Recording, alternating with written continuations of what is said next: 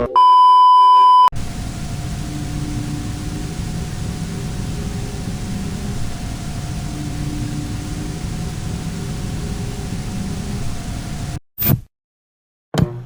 life has been on hold for a year.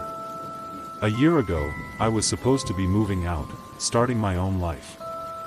I had an apartment lined up, a job waiting. Then, my mother died. And my world, along with my father's, simply stopped. She was the sun in his sky.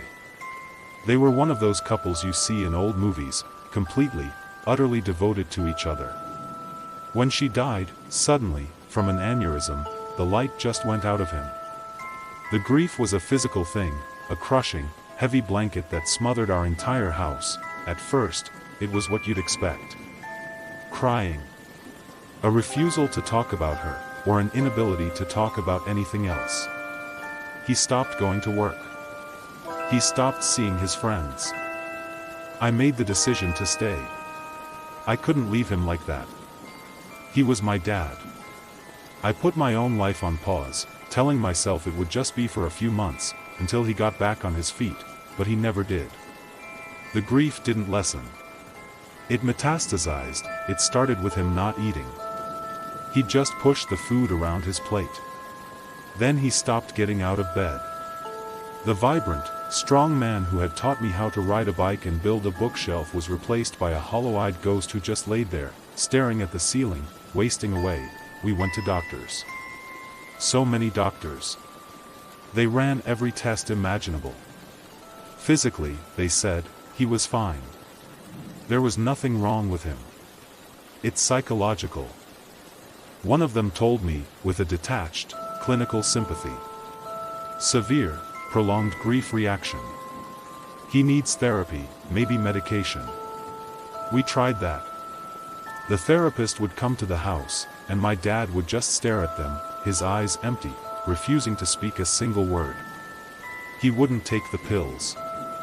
He was just giving up. He was letting himself die, following her into the dark. It's been a year now. He's a skeleton. A fragile collection of bones under a thin, papery skin. He gets his nutrients through an 4-drip that I learned how to set up myself. He hasn't spoken a word in 6 months. I spend my days changing his sheets, cleaning him, watching his chest rise and fall with shallow, ragged breaths, and just waiting. Waiting for the end. My own life has become a ghost, a half-remembered dream of a future I was supposed to have. Then, 3 weeks ago, the phone rang. It was a private number. I almost didn't answer. Hello? Good morning, a cheerful, professional-sounding woman's voice said. Am I speaking with the caretaker of? She said my father's full name. A cold knot of unease tightened in my stomach. Who is this?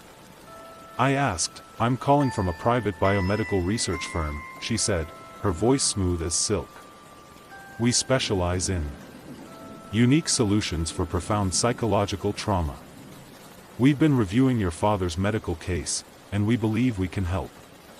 I felt a surge of anger. My father's medical case? That's confidential. How did you get that? This is illegal. I'm reporting you.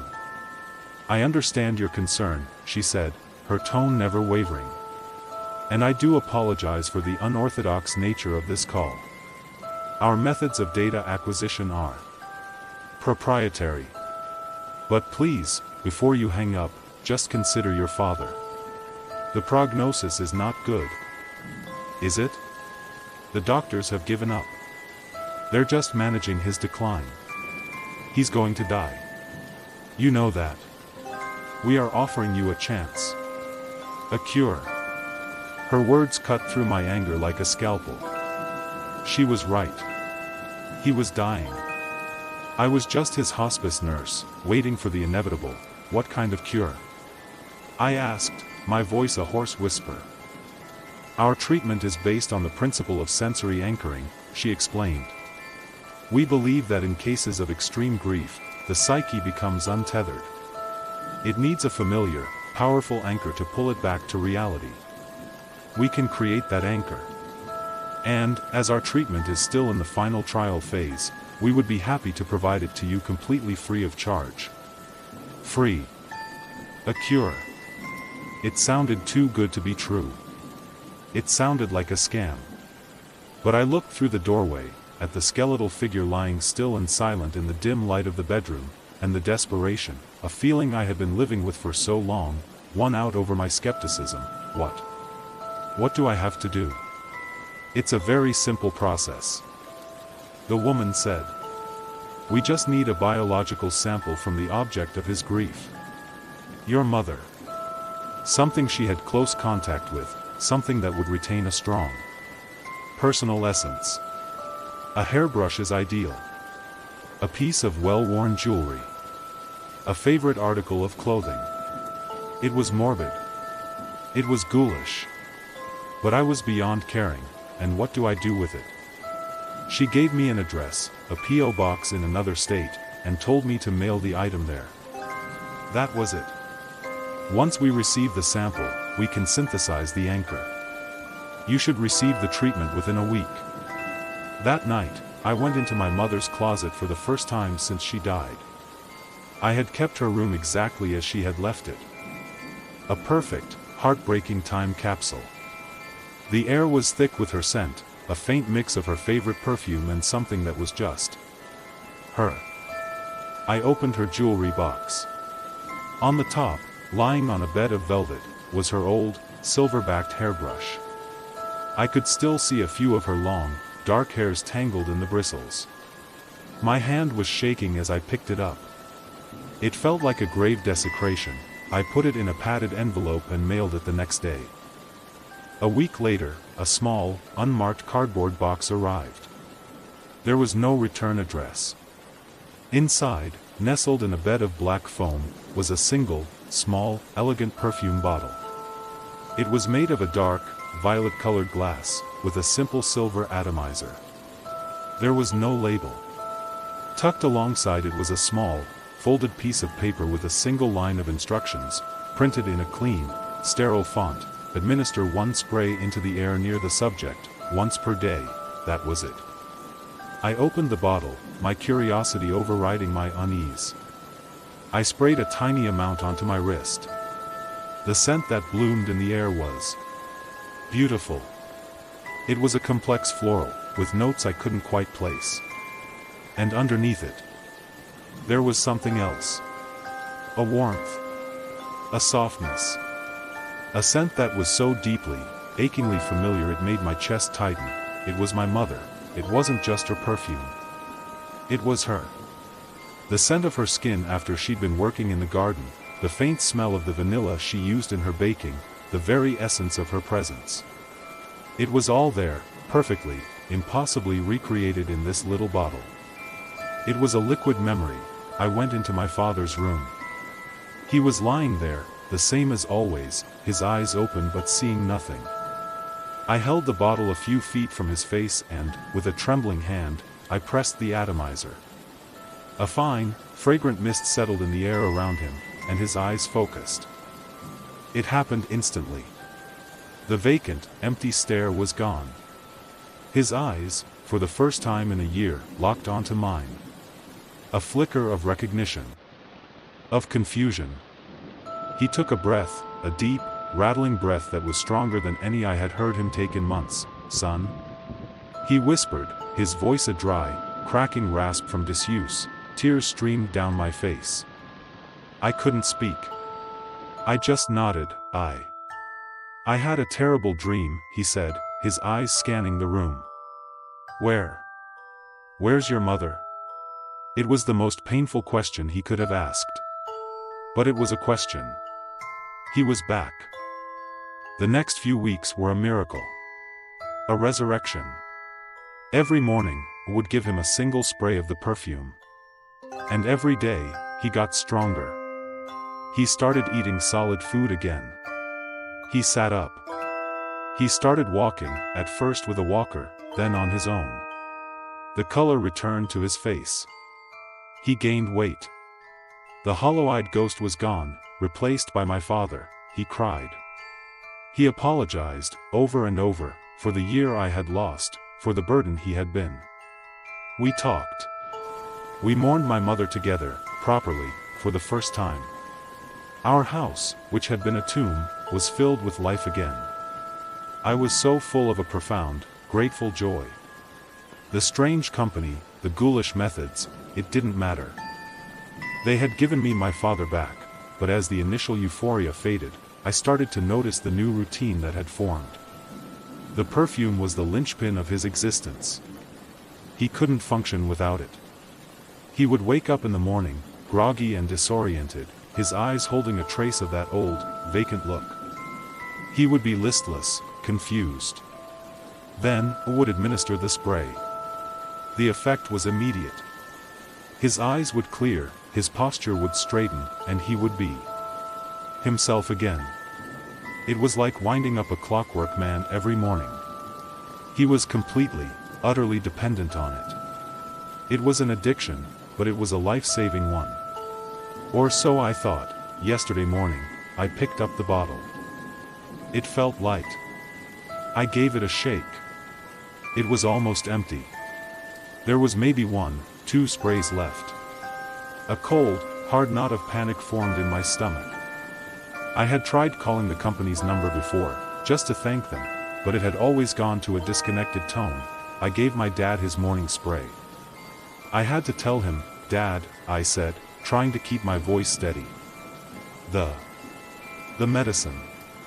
It's almost gone." The color drained from his face. The cheerful, recovered man I had been living with for the past month vanished, replaced by a stranger.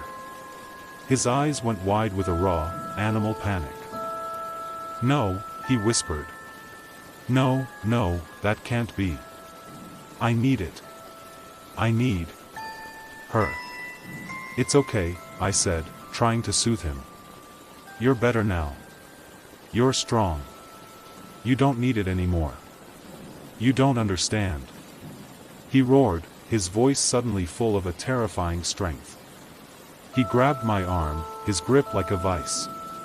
"I can't lose her again. I can't." He was a different person. This wasn't grief. This was a raw, desperate, violent need. A junkie's rage. He spent the rest of the day in a state of agitated, paranoid terror, pacing the house, constantly asking me if I'd found more. This morning, I gave him the last spray. He calmed down instantly, but the moment was bittersweet. I knew that in 24 hours, the monster would be back. I spent all day trying the company's number. Over and over. Finally, someone picked up. It wasn't a person. It was a cold, automated, female voice. "Thank you for calling," the voice said, its tone flat and detached. "Due to a recent government investigation and a cessation of our operations, this company is now permanently closed. We are no longer able to provide our services or products." My heart sank. "No, please," I whispered at the recording. "If you are a former client," the voice continued, "and your treatment supply has been depleted, we sincerely apologize for any inconvenience. We are unable to synthesize any further doses. It has been noted in our late-stage trials that discontinuing the treatment can result in acute psychological distress and unpredictable, aggressive behavior in the subject. The sensory anchor becomes a psychosomatic necessity.